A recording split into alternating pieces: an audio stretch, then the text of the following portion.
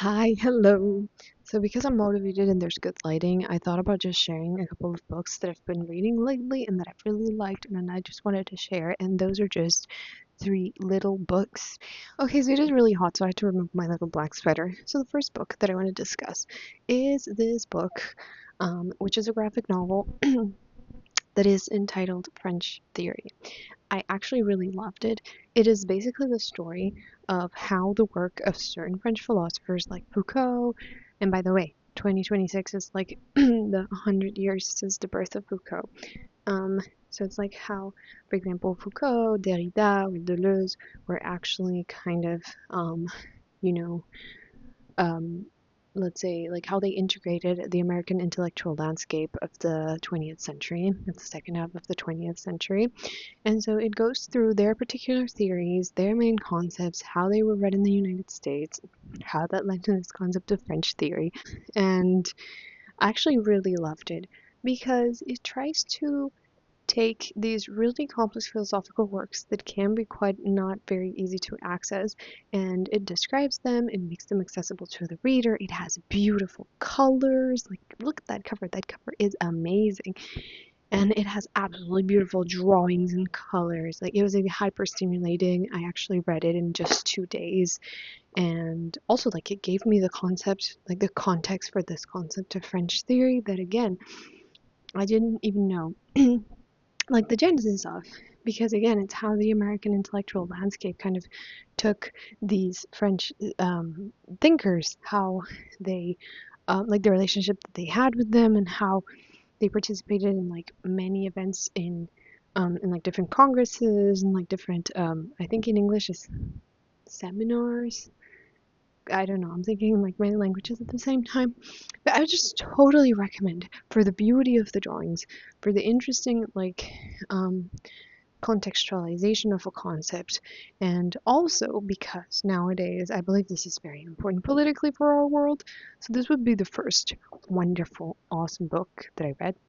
The second little book that I read is a book by Julio Cortázar that is in Spanish because Spanish is my mother tongue. The French one was in French because French is my third language and English is my second language.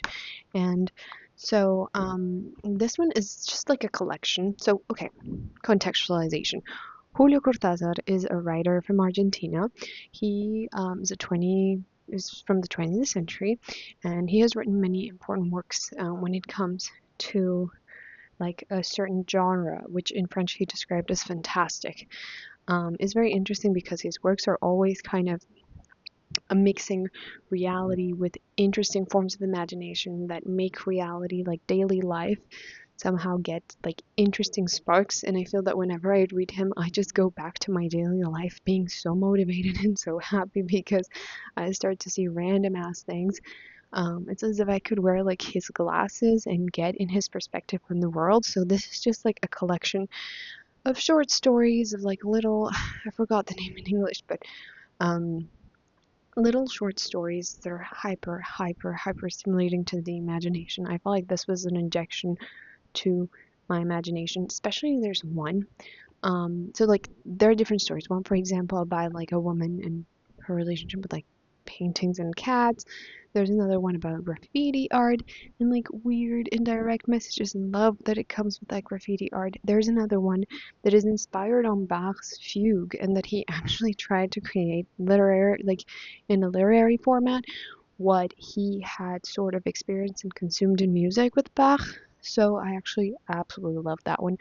And my favorite one was one where he talks about the metro and like some people that are kind of doing like somehow to like registering how many people come into the metro, how many people go out, and then they realize that there are some people that are not coming out, and then it's like a whole very interesting little story.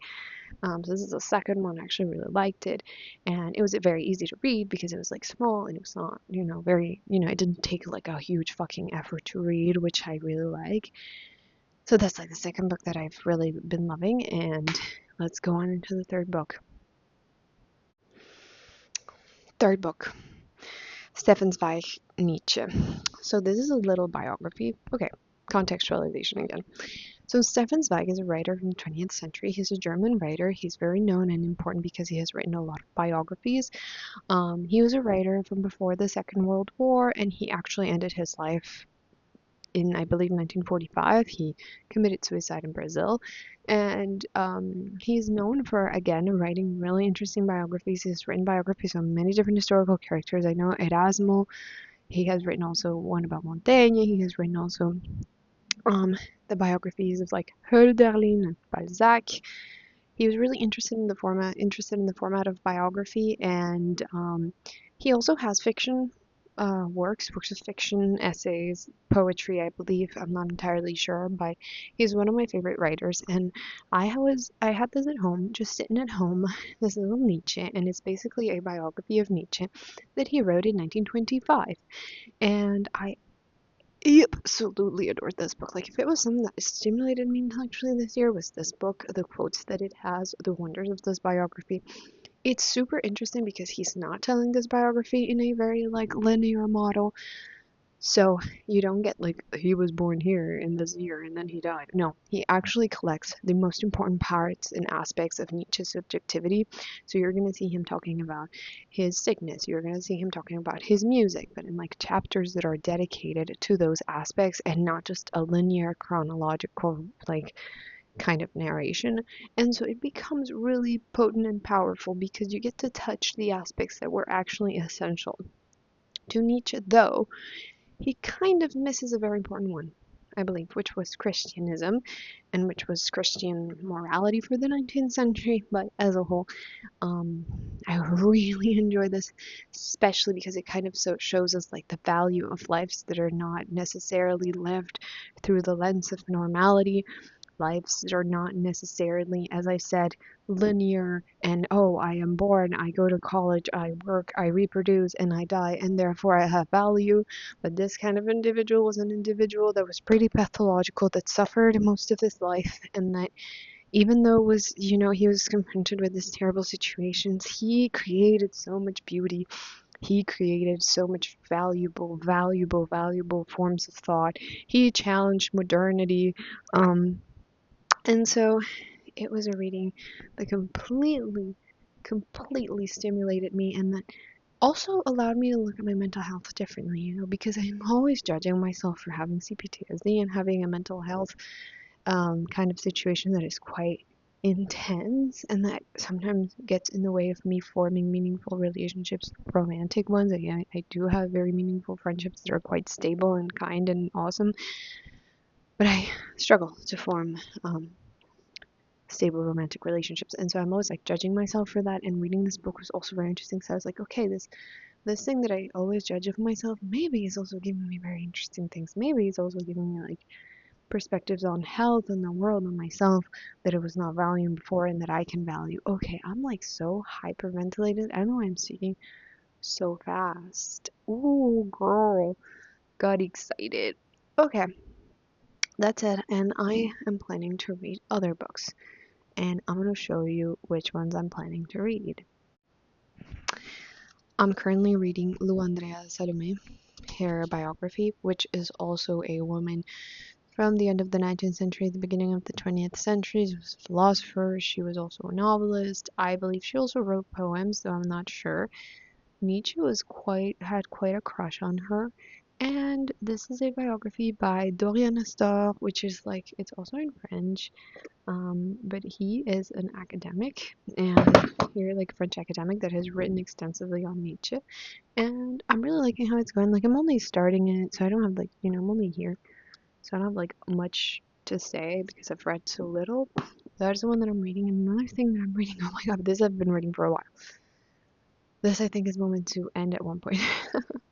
Is Punishment and Discipline. I remember the English translation is basically Foucault's Surveiller et Punir en français, which is, I believe, Discipline and Punish, is about the history of prisons. And holy fuck, but I'm not over yet, so I'm not gonna actually say or share anything about it because again, I'm not over it. Usually, I'm not finished. Sorry, I'm not finished the book, so I don't want to say anything. And I'm also reading. I'm thinking about reading some works of graphic novels, like some graphic novels and things that are drawn, like drawing thing. So yeah, that's it for me. I kind of wanted to share that because I love these books and I kind of want to like document more my life, bitch, and leave it more as a public register for public shaming. No, I'm joking. You know, we can always be publicly judged. But anyway, have a wonderful day. Bye.